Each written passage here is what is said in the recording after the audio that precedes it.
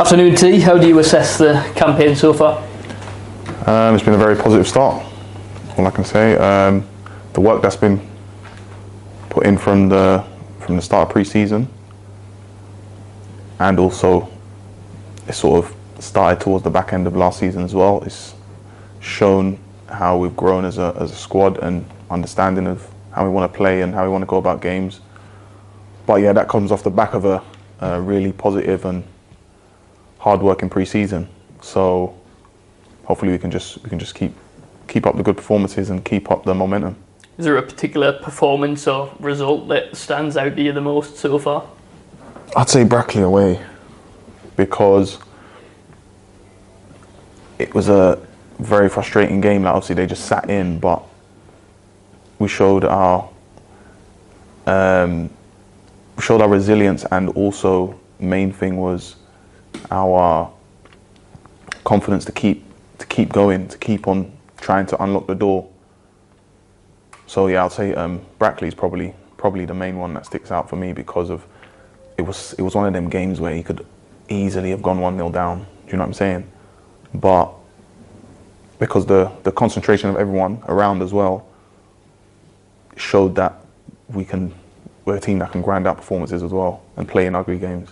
How important is a win like that? It's obviously not as flashy as a 5-0, a 3-0, a 2-1, but the fact we can go down there, long trip, get the result on a Wednesday night, that's really important. Yeah, it's really important because it gives you confidence in any type of game, whether you're playing at home, which is everyone's behind you and you're getting that sort of energy from the crowd, or you're going to an away game where obviously the pitch might not be as slick as our home pitch, so the passing isn't as sharp, and then you've got a team who's just sitting back and just trying to play on scraps. It's good to know that as a team and as a squad, you can do both. You can do both sides. Apart from the Woking game, I believe you've wore the captain's armband for every other league fixture. How have you found it as skipper? I don't. It's not something that I personally think about when you're on the pitch. Like, I'm the same either way. I'm not going to change my personality and how I am around the place or in the changing room before the game, half time, on the pitch, driving people in training, trying to be a positive person around the place. It's not just because I got the armband. It changes, but yeah, it's nice to wear it and be chosen for the captaincy. When you had those conversations with Mark about being captain, what was he saying to you? What was almost the expectation from his captain? I didn't really put an expectation like that. It's just I made my decision, and yeah, that was it. It wasn't a massive conversation really. It was just like literally a minute. It wasn't a. Have you always seen yourself as a leader, or is it something that's kind of just developed over time during your career? I'll say it's something that's developed. When I first, obviously, coming through as a young player, you're not your personality isn't as big, but it grows. I've always been a big personality in the changing room, but in terms of how I use that to get around the players, and be a positive influence and motivate everyone, you sort of learn how to do that. But from being obviously a centre back, it's something that you have to learn to do. You have to be that voice for the whole team. Do you understand? So yeah, it's something that I'll say I've grown into. But I think a big one for me is more in how I apply myself, which is I've been complimented on many times, which sort of gives you that sort of leadership role. Like, I'm not sure every captain out there is a massive shouter. I can't imagine Messi shouting at the rest of the Argentinian team, but with his performance and his, do you understand? You certainly bring a lot of passion to the pitch and the dressing room as well. Is that one particular thing that you try and put across to the rest of the lads as well? We look at after the last home game, how much it meant for you in front of the Warwick celebrating that win with the fans. Yeah. So that's a massive thing that I feel that I bring, and I love winning football matches, and every time I step out on the field I want to give everything, and I want the people standing next to me to give everything as well. That's one thing for me. If I feel like which hasn't happened at all this season, where I don't feel someone's giving. On that influence, they're all, on that influence with the fans, how much importance is that? How much do they make an impact to you lads on the pitch? Massive impact, massive. Last year, you could say it was a bit of. They definitely had an impact as well on the mood around the place. I'm going to be honest with that. But I think this season, it works both ways, doesn't it? So we're performing, they can see that we're giving everything we can on the pitch. We're bringing the energy, we're bringing the excitement. On both ends of the field, people are dumping and diving in front, blocking, trying to block the ball to stop it going in the net. And then that builds up that sort of atmosphere and energy around the place. How have you found the defensive side of it? I think it's 6 clean sheets from 9. It's a really impressive number early doors in the season. Something I pride on as a team. Like I always say before the game, starts from the boys up top. They're the ones, they're like the catalyst, can I say, in terms of how we go about defensively, because they're the first line of defense. If they're bringing energy and pressing high and getting in the opposition's faces, it allows us at the back, it gives us an easier job at the back if we know what them boys at the front are trying to do, whether they're waiting to wait for a trigger to press or they're going all out. So it makes it easier when the boys up top do their job. A clean sheet isn't just like, our back four and goalie done well. It's a whole team thing, and I always say before the game, listen, look, it starts from the boys up top and how we are defensively, even though they're the ones that score the goals. On your defensive partner, Bevis Mugabe, you seem to have formed a very strong relationship together at the back. How have you found that? No, I've enjoyed it. He's a cool, calm, collected character. Gives good information. We bounce off each other well. We give each other a dig every now and then. That's needed. It's football, so it's going to happen. But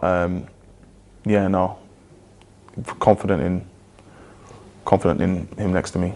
On that relationship with Bevis, he's also seemed to have a really good understanding of when to step forward. You both seem to enjoy that as well. We're both aggressive defenders. We try to impose athleticism on the strikers that we're playing against and work off each other, so we know we will speak about if one's us stepping in and make sure we're always going to be round each other. We've built a good relationship. Is that something he's worked on through the week, or is it more instinctive, shall we say? I think it comes with time, and obviously doing training. But sometimes in training it's chopped and changed. So I think just to build a relationship with anyone. So for example, I might not always be in training next to Bev, next to Az or next to Morgs, just so that if anything happens, that the relationships are there between everyone, which I think is really good that the gaffer does for training, because it's never just like the same team versus the next team. It's always changed so that the relationships are built. So if you come off the bench or if there's an injury in the warm-up and then you're in whatever position, whether it's a striker, defender, like, you know what's expected and you know how the person next to you is gonna move, because in training you've done it multiple times, repeatedly done set plays, or how we're gonna defend, or how when we got the ball, what we're gonna do. I think you're almost unfortunate not to score at one point when you stepped forward in one of the previous home games, pulled a great save out of the keeper. Do you see yourself, pulling off one of those strikes, getting a goal from that kind of distance? Yeah, I see it. It'll happen once. One time it will happen. Speaking on good goals, Bevis' in our last home game. What a finish that was. Yeah, great finish. It was good to see that even after the obviously corner came in, everyone was still alive for the second phase. And it was a bit sort of like a striker, him to keep moving in the box. So and it was a nice tidy finish into the bottom corner. Had another free week without a midweek fixture. How's it been so far? It's been good. The training has still been a high tempo. Sometimes I think that when you have a free week, for some reason it feels like it's harder than having a 2-game week. I don't know why. It's just we try to train at a higher tempo than the games. I think that's what they try and impose. How's the mood in the dressing room? Is there a real focus ahead of this weekend? Wanting to make that 4 wins on the spin. Yeah, it's focused, but it's calm and chilled. You understand? It's not like everyone's always thinking about. I don't think we spoke much about the game. When you go out into training, you put into practice what you want to do in the game. But other than that, like in the changing room, it's all laugh and jokes. What kind of test do you expect from Altrincham? I'll be honest, I don't know. When we go over, obviously, the other team, then you sort of get to gauge of how they're going to play. But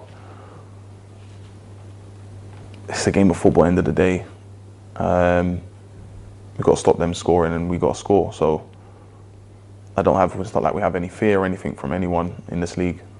Confidence is up there. So yeah, we'll be going into the game with a lot of confidence, but at the same time, respect that we've got another team on the other side of the pitch who's trying to win as well.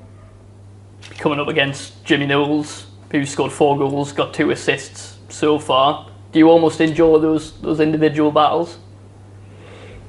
I don't look at the other team like that. Like, I'll look at clips, but I don't know their names. What's the approach? It's going to be another tough game for us. It could be like a Brackley result. We could really be made to work for it and get these 3 points. Yeah, it could. We could really. Yeah, it could be a hard game to grind out, and could be another one of them Brackley games. But from the couple of clips that we've seen, it seems that they try and play out and move the ball and try to suck you into different places and bounce out and stuff like that. So it's really knuckled down this week on shape off the ball and how we're not trying to get broken down. And then after that, when we win it, to go on and score. Off the back of the recent results, obviously 3 on the spin, do you almost feel that belief growing, almost fixture upon fixture now? Yeah, you can sort of tell around the place that going into games, we believe that the 3 points is there for us, and it's ours to lose. That's how it sort of feels around the place, because I remember the Bournemouth game, and there was another game that we drew, I think. Solihull Moors. Yeah. It was like when we came in, it was like, oh, we lost. It sort of had that feeling, but like a couple of boys, even Morgs, came in and was like, listen lads, look, like we haven't lost a game. Like there's 40 games left. So it's sort of good-ish to have that feeling, because everyone's putting a expectancy on themselves to win this game. And if you don't, it's like you don't want any other outcome but the 3 points. Be playing in front of a sold-out away end at Altrincham on Saturday. What does that mean to you and the lads? Wow, it's amazing. I've always said, even every away game this year, I think there's been over almost sold out the away end. Do you understand? I know the fans will always back us. However, whatever position we are in the league, they're still gonna. I know this. They love the club and they show that. So yeah, it means a lot, and it sort of gives that feeling of like you don't feel like you're away. Totally.